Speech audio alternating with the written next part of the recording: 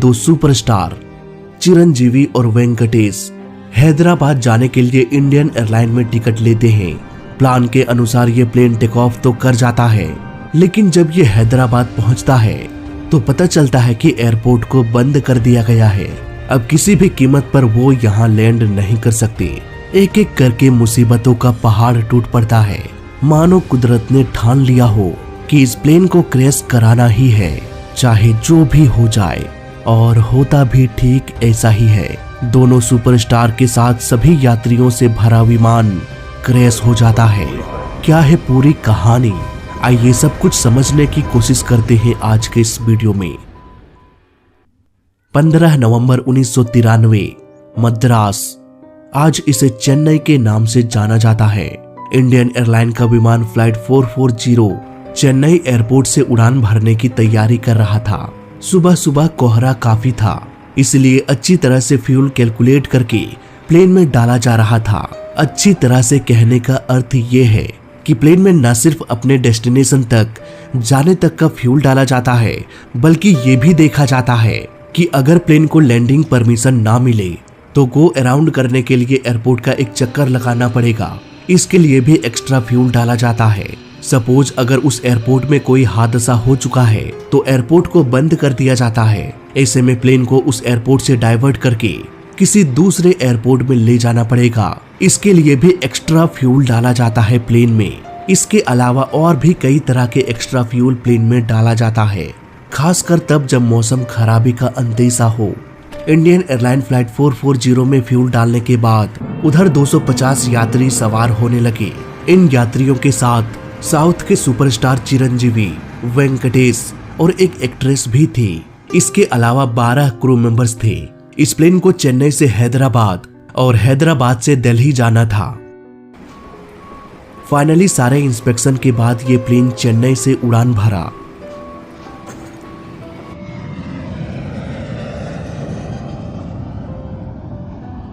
इस प्लेन को captain Ram P Bhalla operate कर रहे थे। देखते ही देखते ये प्लेन 30,000 फीट के एल्टीट्यूड पर भी पहुंच गया।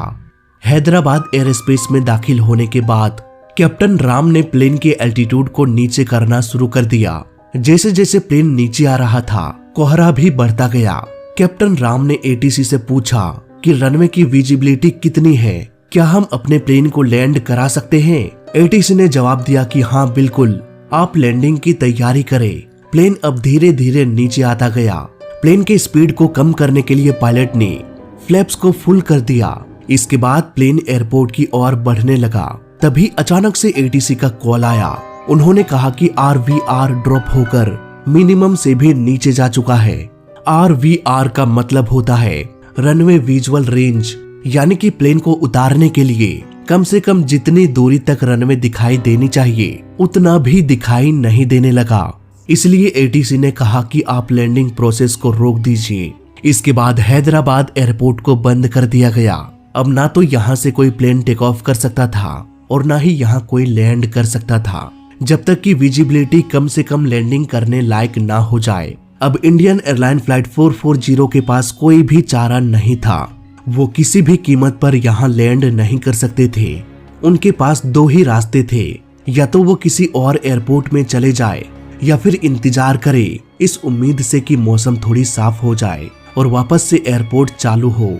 अक्सर पायलट्स बड़े दुविधा में पड़ जाते हैं ऐसे डिसीजंस लेने में कि आखिर करे तो क्या करे, किसी दूसरे एयरपोर्ट में चले जाए या फिर इंतजार करे। मान लो पायलट प्लेन को दूसरे एयरपोर्ट में ले जाकर लैंड करा देता है और सपोज 10 मिनट बाद मौसम साफ हो जाती है।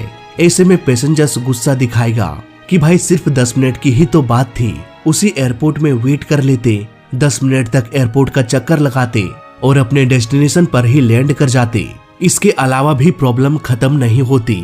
इस प्लेन को वापस से उसी एयरपोर्ट पर ले जाना पड़ेगा, क्योंकि उसी एयरपोर्ट से अगली फ्लाइट भी है। अब चलो मान लेते हैं कि पायलट इंतजार करता है मौसम साफ होने की, पर आधा घंटा गुजर जाता है।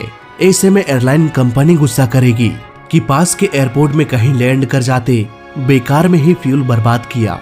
कुल मिलाकर कहा जाए तो दोनों तरफ से ही पायलट ही पिसते हैं। अब बात करते हैं इंडियन एयरलाइन फ्लाइट 440 की। तो प्लेन को लैंड कराने के लिए पायलट ने प्लेन के फ्लैप्स को डाउन किया था ताकि प्लेन धीमा होकर लैंड कर सके।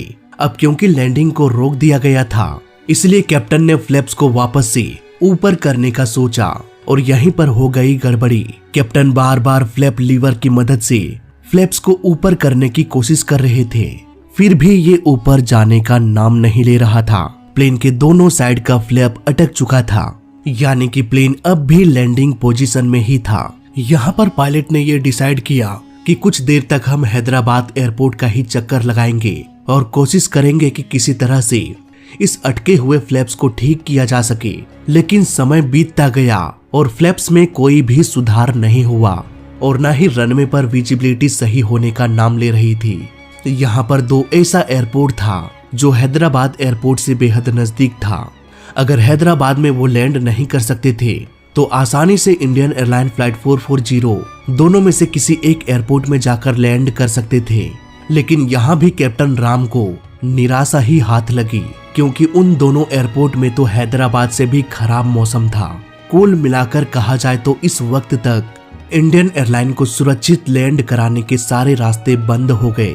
प्लेन धीरे धीरे 15,000 फीट के एल्टीट्यूड पर आ गया, लेकिन फ्लैप के फैलाव की वजह से तेजी से हवा इससे टकराकर प्लेन को धीमा कर रही थी। ये फ्लैप्स प्लेन में ब्रेक का काम करता है, जो अपनी पूरी ताकत से प्लेन को धीमा करने में लगा था। इसलिए कैप्टन ने प्लेन के पावर को ही बढ़ा दिया ताकि फ्लैप्स की वजह से जो स्पीड कम हो रही है उसे मेंटेन किया जा सके।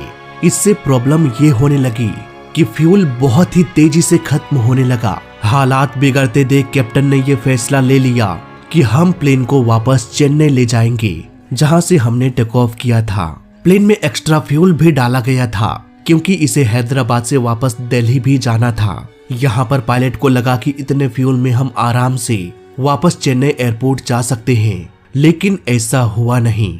फ्लैप ऑन होने की वजह से ड्रैग इतनी बढ़ गई कि ऐसा लग रहा था मानो फ्यूल अपने दुगुनी रफ्तार से खत्म होने लगी हो। मे बी यहाँ पर कैप्टन ने फ्यूल कैलकुलेट किया होगा, पर फुल फ्लैप्स के साथ नहीं। शायद यही वजह रही होगी कि उन्हें पता ही नहीं चल पाया कि फ्लैप्स को ऑन करके हम कहां तक उड़ सकते हैं। फाइनली वही हुआ जिसका डर था। प्लेन में फ्यूल खत्म हो गया। इतनी देर में ये प्लेन हैदराबाद से तिरुपति आ गया। यहाँ पर कैप्टन के द्वारा लिया गया हर एक डिसीजन एक डिजास्टर साबित होने वाला था, क्योंकि बिना फ्यूल के तो एयरपोर्ट तक पहुंचने से रहा। अब इंडियन एयरलाइन फ्लाइट 440 की किस्मत लिखी जा चुकी थी। जल्द ही ये प्लेन क्रैश होने वाला था। दोस्तों, अक्सर आपने मुझे ये कहते हुए सुना होगा कि प्लेन दुनिया का सबसे सुरक्षित माध्यम है ट्रेवल करने का। चाहे हालात कैसी भी हो, इस बात की संभावना जरूर होती है कि प्लेन को सही सलामत उतारा जा सके। प्लेन तब भी लैंड करता था जब दुनिया में कोई एयरपोर्ट ही नहीं था। इतिहास गवाह है कि कैसे एक पायलट जो सिर्फ अपनी एक आंख से देख सकता था, उसने खेत में प्लेन को लैंड कराया। कैसे दोनों इंजन फेल होने के बावजूद भी यूएस एयरवेज को एक नदी में उतारा गया। साफ शब्दों में कहें तो अब कैप्टन राम के हाथों सब कुछ था। उनके द्वारा लिया गया एक डिसीजन या तो सबकी जान ले सकता था या फिर सबकी जान बचा सकता था। जैसे जैसे प्लेन नीचे आता गया, पायलट ऐसी जगह तलाशने लगे जो समतल हो।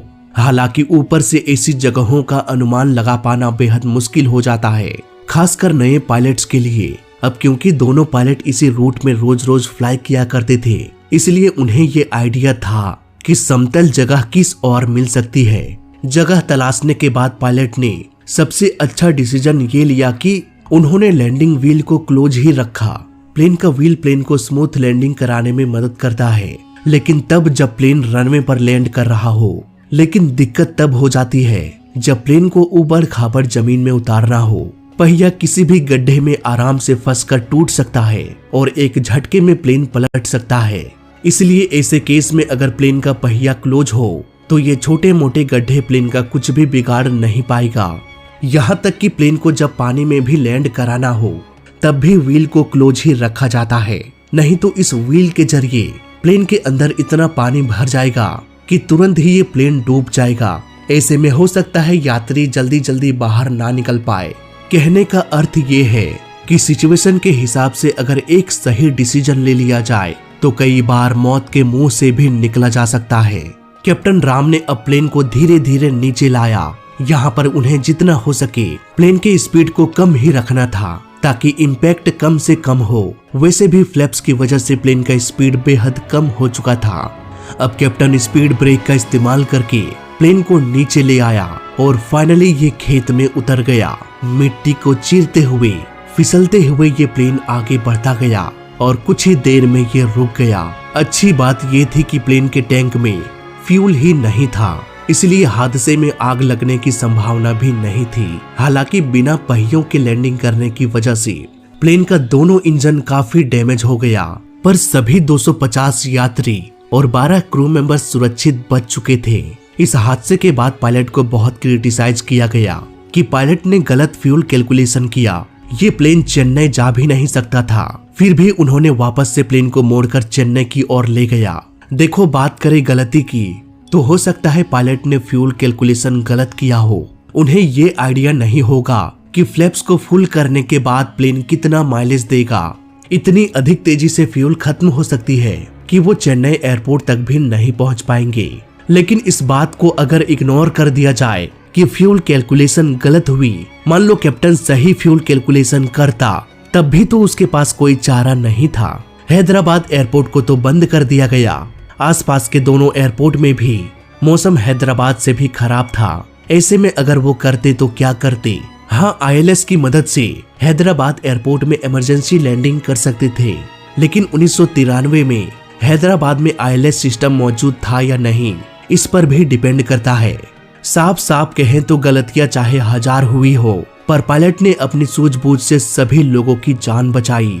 जब आपके जान के साथ 262 लोगों की जान भी दांव पर लगी हो और आप पायलट के सीट में बैठे हो, फ्यूल खत्म, प्लेन क्रैश होने वाला है, वो सिचुएशन क्रिएट करके देखो किस मेंटल हालात में थे दोनों पायलट। इसके बाद ये कमेंट करना ठीक रहेगा कि पायलट ने सही डिसीजन लिया या गलत। खैर, इस वीडियो में अभी तक के लिए बस इतना ही। वीडियो अच्छा लगा तो लाइक कर देना, बुरा लगा तो डिसलाइक कर देना, और दोनों ही केस में चैनल को सब्सक्राइब कर देना, क्योंकि इस चैनल में सीखने के लिए बहुत कुछ है।